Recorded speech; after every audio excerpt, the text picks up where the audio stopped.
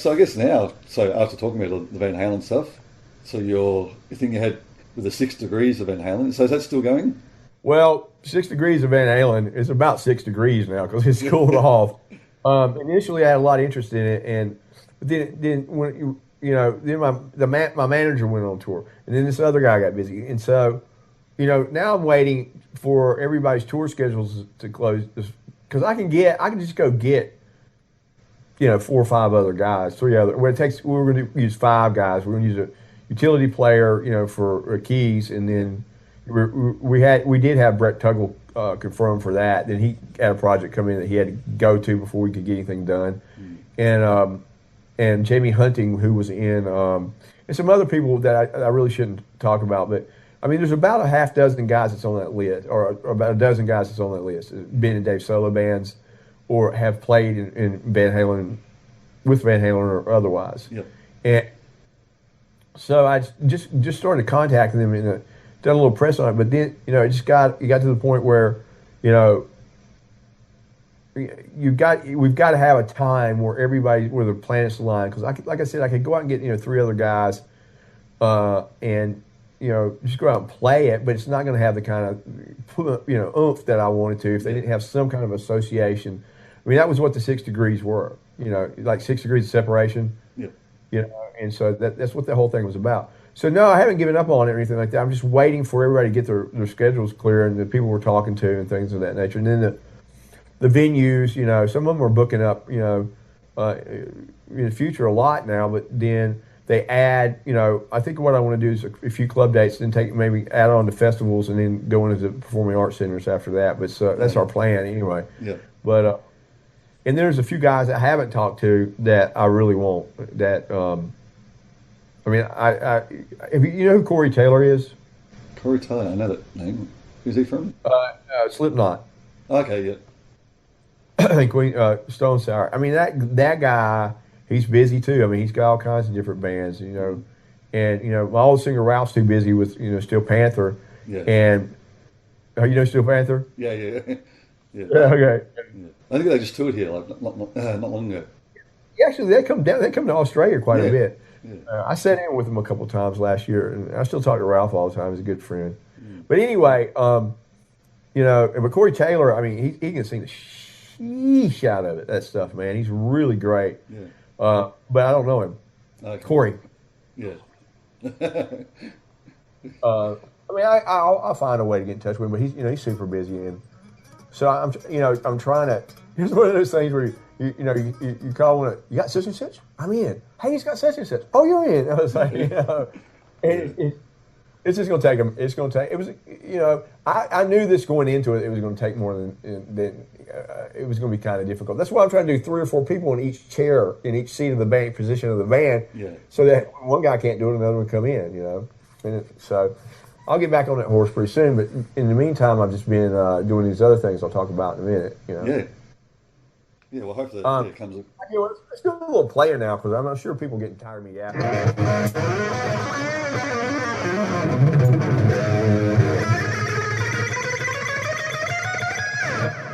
Let's see what kind of rock and roll we have here for you tonight. Yeah, it sounds great. So I'm going to play some of my favorite Van Halen songs, and these are not all ones that maybe are the most popular ones or anything like that, but No, that's the ones I love. Let's see. So I have to stand up a lot of times when I play. I have a hard time playing sitting down. So. Okay.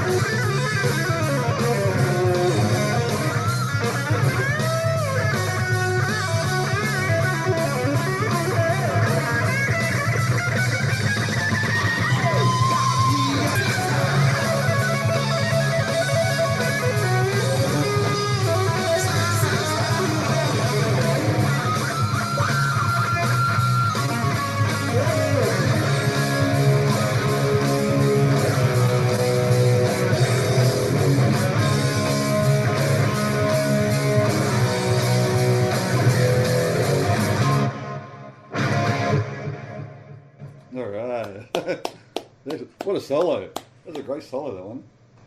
Yeah, solo's whack. He punched a lot of stuff, and I kind of blew the end of it. I do know it right though. But anyway, he punched a lot of stuff on Fair Warning. Yeah. So let's move him right along here. Let's see. Let's try this one.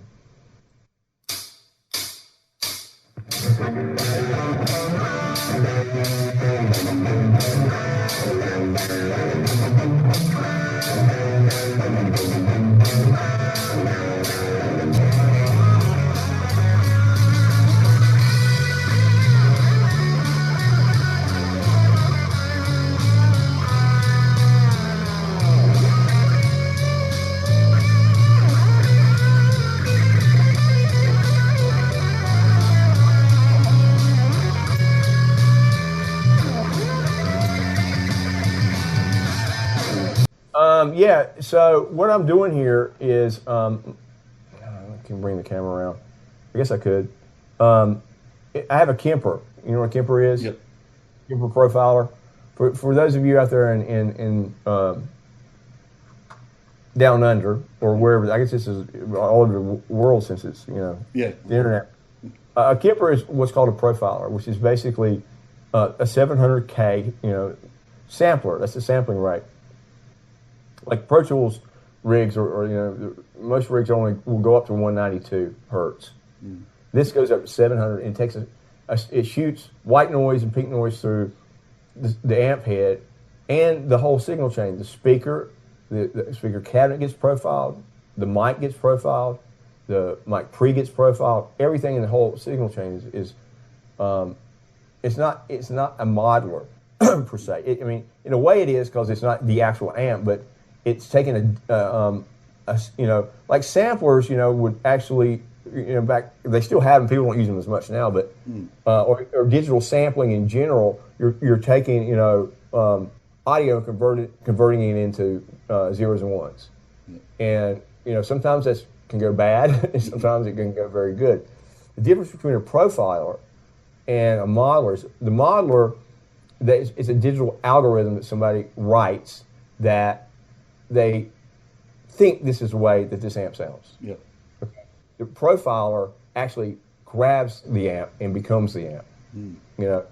And so I'm not working for Kemper or anything like that, but if I like something, I'll sing my praises. Yeah. And the way I came across this device was I worked for Gibson Guitar for 12 years as a clinician. Right after I left Dave's band, I was also in R&D there too, because I was a tech guy in a guitar company, which guitar players are not that techy a lot of times, because they find a piece of gear and a guitar they like, and they grab onto it. And I think it has something to do with the difficulty of the instrument in and of itself. You get on things. You don't want them too complicated. Except these guys that have these huge pedal boards, first of all, I never did that. I had some pedals, yeah, of course, but these guys got 40 pedals. It's like, good God. Really live, you need what? 3, 4, 5 sounds max, Yeah, that's right. Yeah. And so that's what I do with the Kemper, or generally a lot of times I'll just use one sound, of course, and my rig in Dave's band was it was loud, because I was driving 4 cabinets on both sides of the stage with an 800 watt H&H power amp, that took a feed off one of the heads, but I just used a phaser and a flanger, and I had, a wah loop, a wah in the loop, and that was it. Yeah. And that's what I did with Atomic Punks. It was just, I phaser and a flanger, and I plugged straight into a 5150, I'm more of one of those just plug it straight into the amp kind of guys. Yeah. Because the attack, and that's the other thing about the Kemper, is that the pick attack there's almost no latency with it. So this thing takes a snapshot of the head, and you can actually tweak it a little more than your head actually, and it's got really great effects in it, and so I sold all my amps, all my Marshalls, all my cabinets, all my 5150s, everything. I profiled them first, of course, but they're all in the Kemper now. So this thing is and it, it's kind of brown. This sounds kind of a brown sound, It's kind of a Van Halen kind of sound, Yeah. So what I'm doing, it comes out of the Kemper, and I go SPDIF out, the digital out into an Apollo 8P, and then that's going into the Mac. I've got high powered Mac, and then I use Logic for the back end, for my tracks and stuff like that, because I'm a producer and an audio engineer too. So I can't say good things about it. I mean, I got this thing, and nobody saw me for weeks or months after that, because I started learning, I learned the whole first Boston record, and it re-inspired me. I mean, it was because you got all these tones just right at your disposal, Yeah. And so I'm working for a company now. I'm kind of a brand ambassador for them. They endorse me, and it's called Zytone Cabs, there's one right here in the background. You can see it right there. The thing looks like a monitor. See it right there? Yeah. And so, part of the problem, with, this is like a studio snap. The Kemper's a studio snapshot of your amp. Because you have, the mic. It's like, guitar players are used to hearing their cabinets, hitting them in the butt. Most guys don't play tops. And, with sound they're getting is more the room than it is anything else. I mean, it's just bouncing off whatever room you're in is different, and bouncing off the walls and stuff like that. And every stage sounds different and stuff. So you've never really heard your amp till you go in a studio and you put a mic on the speaker. Truly. I remember the first time I heard that, and the guy was playing it back there. He was, I go, "That's my cabinet?" He goes, "Yeah, that's what your rig sounds like." I'm like, because it was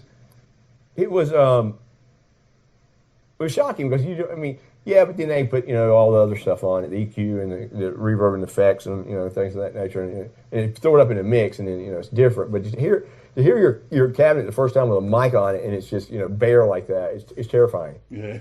You're like, I suck, I can't play. Or if you pull any solos out of all your favorite heroes and stuff like that, I don't know if you listen to some tracks they have out there that got out, they're by themselves they sound horrible. A lot of times, it's all noise. When you put stuff in a mix, it's how it sits in a mix. And anyway, so the Kemper, gives you the studio recreation of what your amp sounds like, because that's how it profiles with whatever mic you want to put on it. I mean, I use 57s, Royer 121s, RE20s, whatever, and the mic makes a big deal. The cabinet makes a different deal, and then you can swap your cabinets out too if you want not to use the one you profiled it with. But the problem is live. You're doing this, and you're creating your models, or you're tweaking your profiles rather models, tweaking your profiles on studio monitors, which are 20 to 20 or 30 to 16 hertz, 1,000 hertz. And they're full range, and because a guitar cabinet, I'm gonna get a little technical for a second. Okay, the threshold of human hearing is 20 hertz to about 20,000 hertz, theoretically. No one really unless you got perfect ears, no one has that. Usually cats our age are probably like 30 to 16, or maybe So, but a guitar cabinet goes off a cliff at 5K, 5,000 hertz. It takes a nosedive, and you're not getting anything out of your gear after 5K. Although, when you go in the studio, you got reverbs and things like that where they're bouncing off the walls, and which accentuates the harmonics, and so stuff will go up all the way to 16 or at least 10. So you've got more stuff in it, and then the mic also adds some depth and frequency response to the whole thing, and the EQ or mic preach you're coming in. So if you just use a guitar cabinet live, first of all, you're already profiled one cab, and if you put it into another cab, it's going to sound like horse crap, right? And so, and chances are that guitar cab has a regular speaker in it, and it's nosediving at 5K. Well, what we got a lot of guitar players that watch the show, right? Yeah, definitely. Okay. Yeah. So, because if I'm trying to tell this to the old ladies or chicks, they're not going to get it. And it's a little heady for some people. Yeah. So using the Kemper Live, what's beautiful about it is that you can take the main outs and go straight to front of house, and that's what you'll get, what you've heard and created in your studio or on your record or whatever. If you use the Kemper on the record, use it live, it's the same thing. Yeah. And it goes front of house, you sound just like the album. And plus, front of house engineers love you because they don't have to mic anything. Well, but you have to hear it. So if you're not using in-ears or you got great, I can't use in-ears. I can't because I got to feel it a little bit or hear it or feedback shots and stuff like that. You can't really get it with them. Yeah. And I don't know. It's just another thing. I'm mostly wireless because I hate things dangling on me. Or chords in general or any kind of stuff like that. Snag and get caught on things like that. So I don't like them. So it was a problem when they first came out because no one had really built cabinets or speaker systems for what's called an FRFR, which is full range flat response, because you want a flat response monitor in your studio. And you want a flat response monitor on stage for the Kemper or a Fractal or a Helix or a Atomic, whatever amplifier. But the only way to get that, if you're using a regular guitar cab, is to cut the cab off that you profiled or cut the cab off in general in your modeler or profiler and use it like that. Well, then all your profiles, if you change them, your amp head, they're going to sound the same because you're coming through the same cabinet. But maybe you didn't do them like that. So, and it's just not a real good thing. So guys started attacking this a little bit. And, I played through some PA. I was trying to find something to play through. PA speakers, PA speakers are all PA speakers and monitors, they all have a certain signature. You can't get away from them, or they're made for tailored. They may say flat response, maybe, but they're tailored, in design of the cabinet or the horns or whatever to, like a PA speaker to recreate a plethora of instruments. That's right. It's not specific to one thing. So guys started coming out with some of these, things that would do that. And I checked a couple of them out. And I wasn't happy with them. Well, a guy, lived in my home state. I had contacted him about it, and then he wanted to endorse me and let me talk about it and stuff like that. And it's called Zytone, Xiton, ZytoneCabs.com. And this thing is it's a 112 in the back of me. I'm going to use two of them live. Because, it's loud. If you really want to make sure it's loud enough, if you play really loud rock gigs or anything like that, that's why I use two of them. And the woofer is 600 watts. And the tweeters is concentric. The tweeter's in the center of the cone. And it's 200 watts. And this is RMS. It's not peak rating. So it's humping, It'll kick up about 140 dB. So, it'll do. And so it also has a switch on the side of it, on the back of it, that you can, bump the mids up by 500 hertz, and then you can cut the tweeter off if you want to. So it's versatile as well. And so this has solved a lot of problems for me. And it's Bluetooth. If you want to play stuff through it Bluetooth-wise, you can do that. Okay. Yeah, and you can plug a mic directly into it too if you want to sing through it. It's not a problem. But it solves a lot of problems for me because I'm doing these things, and people can check out my website or whatever, in Zytone's site when I get them up. I have some on my Facebook page too called Confessions of a Tone Junkie, where I'm going around and I'm trying to get tone, and the only thing can fix, feed my tone Jones is a Zytone. Yeah. You have to go to Zytone rehab eventually, and because and truly, I am a tone junkie. That's why I started playing. That's what I live for. It's what's kept me going. It's what keeps me involved in music. It's like I go off the reservations a few times to start messing with other stuff. So I'll always usually media arts related. Whether it's photography or videography and stuff like that. But which I also do. But audio, I'm just always like a moth in a flame. That's what a tone junkie's got to have its fix, man. You can't just, you just walk away from it. Yeah. So, I'm helping this guy out and doing some stuff for him, and the Kemper's great, and so that's what I'm going through right now. I think this profile that I did was it was a plexi. It's a plexi profile that a friend of mine had. dimed it out, and that's the only way. That's the only way to, if it's a real plexi, that's the only thing to do.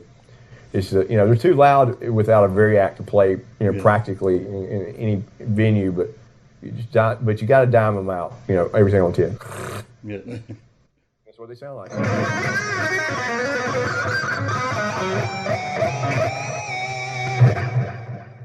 How about the guitars you're using at the moment?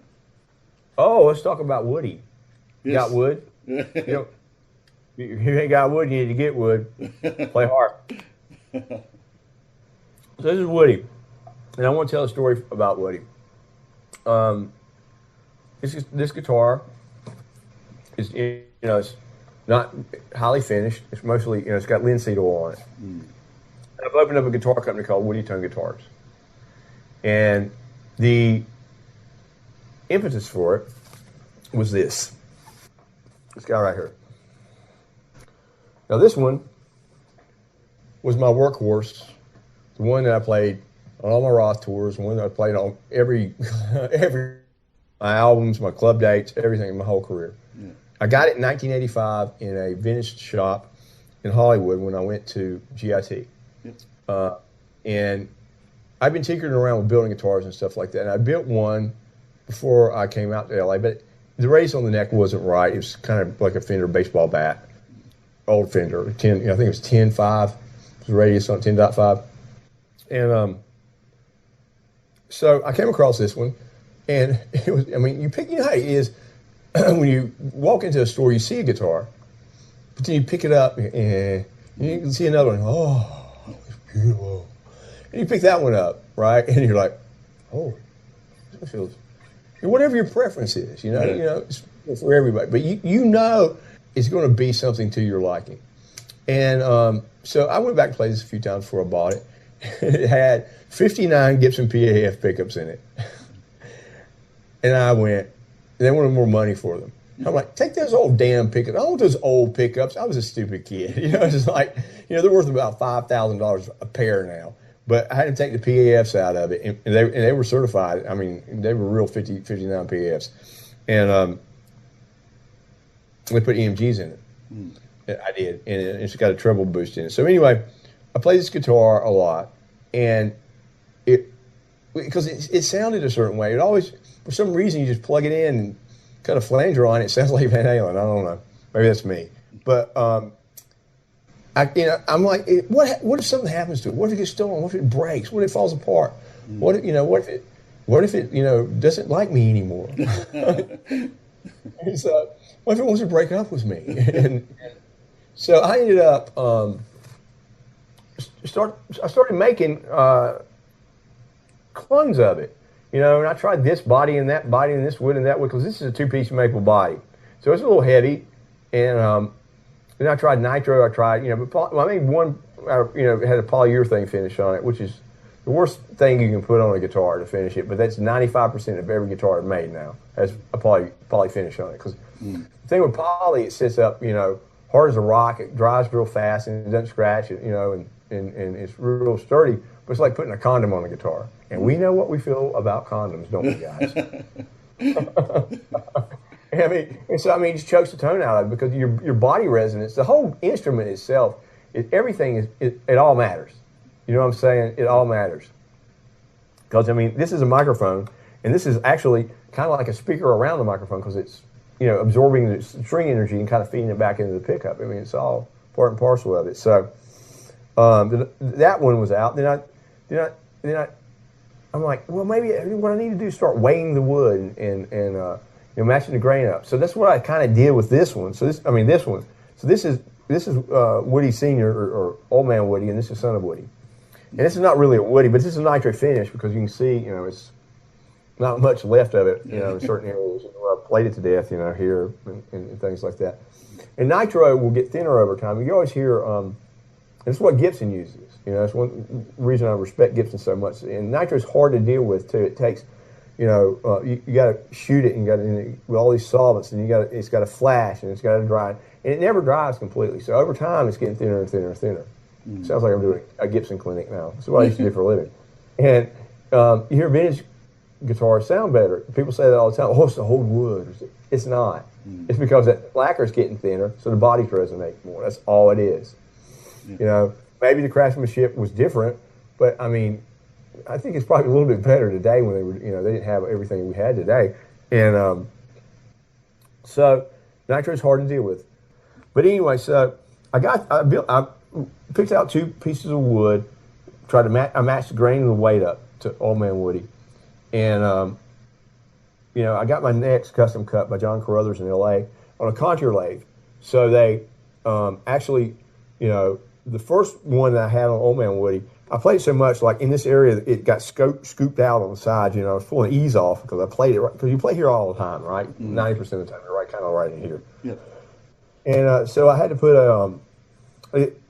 so I gave him that neck, and I said, put it back, where there's wood, make another one, but put the wood back to where it should be. And so that was like the third neck on that one, and then I cloned that neck and put it on here with a contour lathe, and it wasn't cheap. What I did, and the frets were put in by hand filed and all that kind of stuff. And then the wood, like I said, the wood was matched up in grain, and the grains were matched in weight. And I was getting ready to finish the guitar, and I didn't have a real plan for it. I hadn't really even played it that much. I mean, I think I put an EMG in it. Maybe we were on tour or something. I stuck it in where I hit a couple chords, and and I was. When I came back, I was, gonna finish it. Well, I ended up leaving Dave's band and moving and all this kind of stuff. And then I got a job with Gibson, and I couldn't play things that had headstocks like that. And another thing I did that was kind of cool on here, if you can see it. I don't know if you see it or not. I'm gonna have to move this closer. Hold on. Right here on the see that recess on the D tuner? Yep. There. Yeah, I got it cut out right there. That's so that I can pull the D-tuner out. So it's, and the angle of the bridge, because it's flush mounted. So the back of it rests on the wood. Yep. I don't float any of them because I hate floating tremolos more than anything. I mean, they're, first of all, they're tone thieves. They steal all your tone. You got you got 2 fulcrums here for the Floyd, and then that's the only contact point you got in the body for it. If you don't rest it against the body, and that's what Ed never did that. I mean, he even put a quarter under there at one point, when the wood was getting gone, and then your bends, you're doing unison bends, and the thing pulls down, and you're like, one string is not in tune with the other anymore. Your vibrato's weird. You break a string, goes out of tune. Yeah. It's hot, then cold. It's like a thermostat. So make up your mind, because I had one. I mean, I got one of the first Floyds that ever came out. I think I sold a PA to buy it. It was so expensive. I gotta have it. Ed's got one. And so, but man, I was touring with a Southeastern band. I was probably 19 years old, and changing strings on that thing took me an hour and a half because they're doing this. Yeah. And then you're in the dressing room and it's kind of cold back there. Then you go under the lights and it's like, I'm like, F this, man. I'm not going to do this anymore. I mean, it makes no sense. And then I found out it sounded a hell of a lot better too. So no floating tremolos on these, any of my guitars, ever, guys, ever. A lot of times, you teach guitar, right? Yep. So you get a student comes in one of these new guitars, like a Squire or whatever Fender, and the bridge is floated. It's just a little bit off the body, right? Yeah. And you're trying to teach him how to tune. So he's trying to tune this, and the thing's moving. And if he breaks a string, God forbid, the poor kid is like, F this, I'll never do it. So when my students came in with floating bridges, even on a Squire Strat or something like that, I said, number one, what I want you to do, when you get out of your first lessons, I want you to take that to the guy up front or to a repair person, and I want you to have him pull that and flush mount that bridge back down, because I need to teach you how to tune. Because it's maddening, it truly is. Some people say, no, it's not. It's worth it. No, it's not worth it to me. But so the angle of this drop D is too far down. So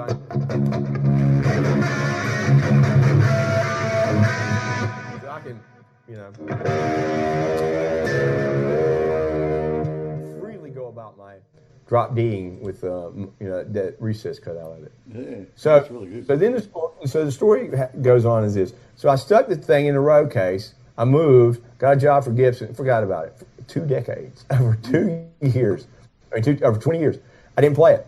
Didn't pull it out. I mean, I had a lot of guitars, and so after the divorce, I had to move my studio again, and I started opening up stuff and finding stuff. I pulled this out. I'm like, man, this guitar, I remember you. I looked at the EMG, and I've been playing passives for a while, and I wasn't so crazy. I wasn't in my EMG phase anymore. Although I love them, but I want if you're gonna play the old school shit, it sounds better if you got passives. And so I took it, had a JB foot in it, a Duncan, and it sounds great. Yeah. It just sounds amazing. So then I got the idea. I'm like, what are you talking? I mean, I haven't, I've trademarked the name and I've got the URL and stuff like that, and it's just now getting off the ground by a couple orders already, and to make these things for people, because people see it and hear it and they're like, I want that, which is a good sign. Plus, all my marketing is I'm using hot chicks with little cut-off T-shirts that say "Got Wood" on them, and I have a sales force. They're going to be strippers. I mean, that's who's going to sell my guitars for me. I think it'll work. I mean, guys, muscle cars, guitars, and nice looking women, right? And of course, the whole thing with "Got Wood, Get Wood, Play Hard." I mean, it's, you never forget your first Woody either. That's I'm just right. saying. And I always want to be sporting my Woody. That's right. I look forward to getting one. And that's one of the things, like, with Van Halen, these guitars, they swim bicycle paint on them. That's what he finished them with. I remember I read something one time, or maybe he told me, I don't remember what it was, but, he's like, his guitars were, if it rained in L.A. and the humidity got up a little bit, which it didn't, but they had lived there most of the time, or any other part of the world, his stuff was shrinking and expand. So that's why I'm doing the roll-offs on the end of the frets by hand, because, that will happen. You picked up a neck and have the sharp edges on the frets, because the neck is shrunk, from lack of humidity or dry climate or whatever, being AC or something. And so but it's going to be lightly finished with linseed oil or the equivalent of, because you can kill a guitar's character by the wrong finish. Absolutely. Yeah, definitely. I guess that's another selling point too. Your Woody never shrinks. See, man, you can riff on this stuff all day long and come up with it. Have you had your wood shrink before? Well, I have a solution for that, guy, because ladies don't like shrinking wood. So, and neither do you. So, have you ever cut yourself on your shrinking wood? Those are Fredians. Those are horrible, aren't they? Well, I've got your solution. Filed off, rolled off frets on the Woody. So your Woody will never be shrinking again. So I do that, and then I do sessions, and I got a studio that does business, and I'm working on a documentary for Les Paul, which everyone can see the trailer and stuff when they go to my website, which we have posted all my stuff. And guys, please subscribe to my YouTube channel. I just started one, and I'm trying to get subscribers for it. I'm gonna have lessons, interviews, all kinds of gear stuff up there.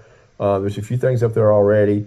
And I never could have one at Gibson because there's a conflict of interest. So I just now, I left that gig only a few years ago. So I'm now getting back into the swing of things. Yeah, definitely. I'll get everyone subscribed to that one for sure, including myself. Well, thanks. No problem. All right, buddy. All right, thanks again. Thank you. Keep in touch. Talk to you real soon. Okay, bye-bye. Bye-bye.